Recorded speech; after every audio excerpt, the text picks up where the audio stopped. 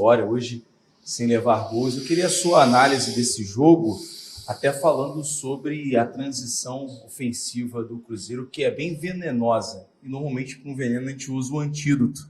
Qual foi o seu antídoto para parar a pressão do Cruzeiro, a transição rápida, e conseguir o resultado positivo? Obrigado. Primeiramente, boa noite. O nosso time também tem transição ofensiva boa, né? Mas no fundo era saber que eles têm a transição. Eles têm 12 gols no campeonato de transição ofensiva e 12 de bola parada. É o time que tem, talvez, muito provavelmente, o time que tem mais gols de bola parada e mais gols em transição. Então a gente sabia, a primeira coisa é saber perder a bola e saber, em alguns momentos, parar o jogo e, quando não consegue parar, deixar o jogo mais lento. E quando não nenhuma nem outra coisa, a gente conseguir proteger a profundidade. Eu acho que a gente conseguiu fazer as coisas, desses 3 itens, a gente conseguiu eliminar as chances do Cruzeiro de atacar em profundidade e de fazer transição muito rápida. Eu acho que, essa pergunta ainda não veio, mas eu acho que a coisa mais importante que aconteceu hoje é essa conexão com a torcida. Cheio, e o time jogou junto com a torcida. O time foi tão bom hoje como uma torcida. E essa conexão faz o Vasco ser muito mais forte. Eu espero que a gente consiga ter cada vez mais consistência e que a torcida goste cada vez mais daquilo que a gente vai fazer dentro do campo. Diniz, boa noite. Amadeu do canal Na Torcida Vascaínos. Parabéns pela vitória. É falar sobre o setor defensivo. 2 jogadores que vêm se destacando, Carlos Cuesta, 26 anos, e Robert Renan, 21 anos, sabendo que esses jogadores, né, seleção da Colômbia, o Robert já andou na seleção de base. A leitura de jogo desses 2 jogadores, queria que você falasse sobre isso, porque realmente hoje eu vi um jogador, já venho vendo esses jogadores já, sabe, no padrão alto. E sobre o Verratti. O Verratti hoje saiu. Ele jogou taticamente, isso eu queria que você falasse sobre a posição, sobre o jogo tático dele hoje, que foi muito importante, e a torcida apoiando o Verratti na saída do jogo. Obrigado, professor. Eu vou começar pelo final. Eu acho que o Verratti é o nosso capitão, nosso artilheiro, e tem uma conexão muito sólida com a torcida. Ele foi muito importante aqui desde quando ele chegou, e continua sendo. E aí chance de erro, quase nenhuma, a gente acaba errando. E a gente fez as contratações muito mais para o fim da janela que para o começo. Porque eu sempre vim aqui, era questionado, contratação, e não é fácil contratar bons jogadores. No fundo, o Vasco e a torcida quer bons jogadores. Eu acho que a gente foi um esforço contínuo, de muita gente trabalhando. O Felipe, eu, o pessoal de análise, o Admar, foi um monte de fatores que fez com que a gente chegasse a esses jogadores. E muito esforço pessoal, de ligar de novo, insistir, o Admar viajar, o Felipe se reunir com o pessoal da análise o tempo todo, e foi muito importante. Então, assim, esse trabalho conjunto e sempre com aquele receio de errar na contratação, porque a gente tem que ter para a gente se proteger, para a gente poder errar menos. A gente acabou acertando, não só nesses 2, mas a gente fez uma janela muito boa, com poucas contratações, mas muito assertivas. O Andrés foi uma contratação muito boa, todo mundo tem contribuído. O Matheus França está entrando em condição, que é um jogador muito talentoso. O Thiago Mendes está agora se recuperando da lesão, um jogador que tem um histórico muito importante também no futebol. E a gente espera que ele fique em forma o mais rápido possível. Então, eu acho que as contratações, elas foram muito bem feitas e com muito cuidado, e um trabalho conjunto de muita gente. Diniz, o Rodrigo Caetano, com outras pessoas da comissão técnica, eles estiveram aqui vendo o jogo do Cruzeiro e do Vasco. Se pedisse para o Fernando Diniz indicar alguém do Vasco, alguns jogadores do Vasco, você diria, presta atenção em quem? Para mim é difícil responder essa pergunta, mas eu acho que eles estão monitorando certamente alguns jogadores. Acho que o Vasco tem jogado no Campeonato Brasileiro, os últimos jogos a gente tem pontuado bem, mas jogado bem a gente tem jogado praticamente todos os jogos desde que eu cheguei aqui. E tem muitos jogadores evoluindo e a gente certamente tem alguns jogadores no radar da seleção brasileira, porque é muito nítido que os jogadores aprenderam a jogar jogos mais competitivos, jogos grandes e jogar bem, e jogadores têm sido decisivos, tanto na parte da frente e hoje na parte de trás também. Robert Renan, por exemplo, é um jogador que tem 21 anos. Talvez seja um dos maiores zagueiros construtores com mais qualidade no mundo, né, no Brasil. Eu desconheço um jogador canhoto com a idade dele que constrói como ele constrói no mundo inteiro, em qualquer liga.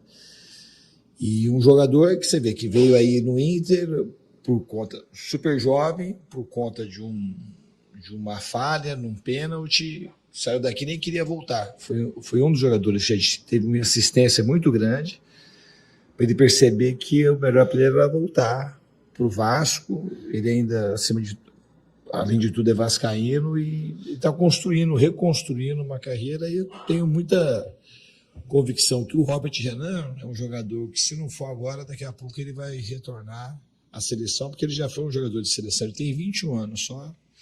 Então, um jogador com 21 anos que subiu com 17 anos no Corinthians, que é muito difícil. Você lançar jogador de trás, na zaga, mas é infinitamente mais difícil que lançar atacante. Então, esse jogador é um jogador especial, para ficar só nele. Tá? Boa noite, Diniz. Sérgio Quinte, canal Atenção Vascaínos e AV+. Você costuma falar que só indicam os erros quando o Vasco tenta sair jogando e não dá certo. Hoje o Vasco trocou 13 passes antes de fazer o primeiro gol, trabalhando a bola desde a defesa. E me chamou muita atenção a participação do Puma no gol, em que ele, pelo lado esquerdo, com a perna direita, ele fez a inversão do jogo. Você fazia muito isso no Fluminense, em times que você costuma passar. Inverter rápido, né? Um lado muito povoado, você inverte muito rápido para poder achar espaço, como saiu o gol hoje. Queria que você falasse um pouquinho da importância do Puma nesse tipo de jogada especificamente, e quando o Pitão retornar, a tendência, por ser o jogador na posição canhoto, que ele volte gradativamente, mas assuma, ou o Puma, mesmo com o Pitão, tem chance de ser mantido como titular? Obrigado. A tendência é eu colocar os melhores jogadores para jogar. Não tem eu fazer isso sempre na minha carreira inteira. Quando não der para colocar os melhores, é porque não deu mesmo. Eu não sou um cara preso só à posição. Se eu tenho 4 meias que estão brilhando e os atacantes não estão bem, vão jogar 4 meias. O São Paulo, por exemplo, é um time que jogava praticamente 4 meias no ataque durante muito tempo. Eu não tenho essa coisa essa fixação só por causa da posição. Então, assim, eu vou procurar, quando todo mundo voltar e todo mundo estiver bem, vão jogar os melhores, vão entrar aqueles que eu considerar os melhores. Às vezes não encaixa, às vezes, de fato, você não consegue colocar aqueles que estão melhores, porque tem jogadores que ficam em posições sobrepostas e você não consegue encaixar, que está todo mundo bem. Mas sempre que eu puder, eu vou colocar os melhores para jogar. Não, eu acho que não foi só o Puma. O Puma fez a inversão, porque o Puma bate muito bem na bola e tem uma inversão facilitada, que ele tira do pé direito e essa diagonal longa ela se oferece para ele. Mas o Robert Renan fez pelo menos 3 inversões também, que é um jogador que tem essa característica da bola longa. A gente tem mais essa bola longa hoje do lado de cá do que do lado de lá. O Paulo Henrique não é um jogador de fazer muita inversão longa, é um jogador mais de condução, e o Cuesta também é um jogador mais de condução. Mas o Hugo Moura faz boas inversões também, constantemente, o Coutinho faz, o Barros tem feito. Então o time tem bastante jogador que bate bem na bola e a gente pode usar desse artifício. Olá, Diniz, boa noite, parabéns pela vitória. Danilo do Expresso 1923. Sobre a forma de jogar do Vasco. O Vasco conseguiu descer alguns momentos a linha de marcação e soube sofrer o termo do Boleiro, e a torcida, como você disse, teve essa sinergia de jogar junto e de impulsionar contra um Cruzeiro muito difícil de enfrentar, e com o Matheus Pereira muito inspirado, conseguindo achar passes entre zagueiros. Como é que você vê um Cruzeiro com a posse de bola, com chances, mas apesar dos 21 arremates a gol, apenas 12 na direção do gol, e o Vasco mais eficiente, que conseguiu fazer 2 gols e teve mais lances para chutar gol e conseguindo a vitória. Eu acho que não é que a gente soube sofrer. Eu acho que o Cruzeiro, quando a gente baixou, é um time que gosta de muita profundidade. Quando a gente não conseguia encaixar a marcação rápido, a gente tinha que descer mesmo, porque não é o jogo do Cruzeiro que ele sente mais confortável, não é um jogo empurrando o adversário para trás com muita posse. É um time muito vertical. E quando a gente baixou o bloco, a gente não sofreu quase. Eu não lembro do Cruzeiro ter tido uma grande chance, nem do Léo Jardim ter feito uma grande defesa. Mas não, foi chance, chutar a bola lá de longe. Não, a chance, assim, se tiver uma. Hoje existem nas estatísticas mais apuradas a expectativa de gol. Eu não teve expectativa de gol quase pro Cruzeiro importante. Não finalizaram quase dentro da área. A gente tava, quando tinha a bola na área para finalizar, a gente tinha muito mais gente do que eles. Então o time soube se defender bem, não é que soube sofrer. O time soube se defender bem. Eu achei que a gente não sofreu no jogo. O jogo ficou assim, com perigo. O que a gente teve, que faltou um pouco para o time, ter um pouco mais de controle da posse. Eu acho que a gente podia, em determinados momentos, ter tido mais circulação da bola, e a gente estava alongando a bola sem ter gente para disputar e para pegar a segunda bola. Um outro problema do time foi que a gente perdeu, só no primeiro tempo, perdemos quase todas as segundas bolas, e essa perda da segunda bola que fez o Cruzeiro ter um pouco mais de volume, mas não foi que eles empurraram a gente para trás, a gente foi onde a gente tinha que ir. E a gente conseguiu se defender bem de um time. Você confunde com gente boa, tá ótimo. Rodrigo Crivellaro, do podcast Cruz do Maltina, né? Você pegou e fez uma análise agora para a próxima partida. E hoje, infelizmente, né, o Barros tomou o 3º cartão amarelo e está fora da partida. Você já tem ali o seu substituto para colocar, já almeja já colocar, de repente, o Tietê voltar, próprio Thiago ou o Oliveira, porque tem essa preocupação, porque essa dupla de volante encaixou muito bem, né? E também, se me permite, você está falando muito da torcida, citando a torcida, aproveita e faz um convite aí para ela sempre comparecer São Januário, que hoje realmente foi uma sintonia que há bastante tempo que não acontece. Se eu pudesse ter o estádio sempre cheio, aqui é diferente, a energia é muito boa da torcida. Eu falei isso, quando eu ia jogar aqui no final da década de 90, início dos anos 2000, que acabou, talvez seja o auge da história do Vasco. Jogar contra era gostoso, de tanto que a torcida, tanta energia que tinha no estádio. E é uma das coisas que me marcou muito. O Vasco quando eu era jogador, e é uma das vontades que eu tinha de trabalhar do Vasco, era essa coisa que eu sentia da torcida. E estando aqui, é muito bom. E o convite está sempre feito para eles comparecerem, que hoje eu tenho convicção de que eles ajudaram muito o time em todos os momentos do jogo. Foi uma conexão muito bonita, foi uma dobradinha aí de muito brilho.